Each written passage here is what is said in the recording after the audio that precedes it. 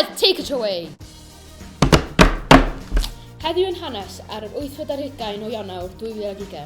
Ar y diwrnod hwn, cafodd Heimlad Fynhadau gyfansoddi yn 1856 gan Evan a James, tad a mab o Pontypridd, ond yng Ngwaedl o Caerffili.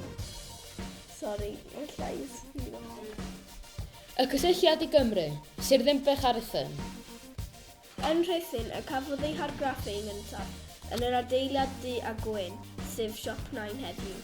Daeth hi'n gan boblogaeth iawn ar ôl cael ei perfformio yn ystod Eisteddfod Llangollen yn 1858. Yn 1955, daeth i'r anthem genedlaethol gyntaf i gael ei chanu yn gêm chwaraeon cyn i Cymru chwarae Seland Newydd ym Mharc yr Arfau yng Nghaerdydd yn ymateb i Haca Seland Newydd. Hefyd, ar y diwrnod hwn yn 1457, cafodd Harri'r Tudur, sef Harri'r Seithfed, ei eni yng Nghastell Pembroke.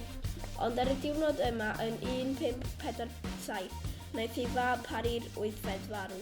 Y ddau yn perthyn i teulu Tuduriaid o Ben Mynydd o Ynys Môn. we on? Oh yeah, na roi bawd fyny i chi, bydd o'n ffa.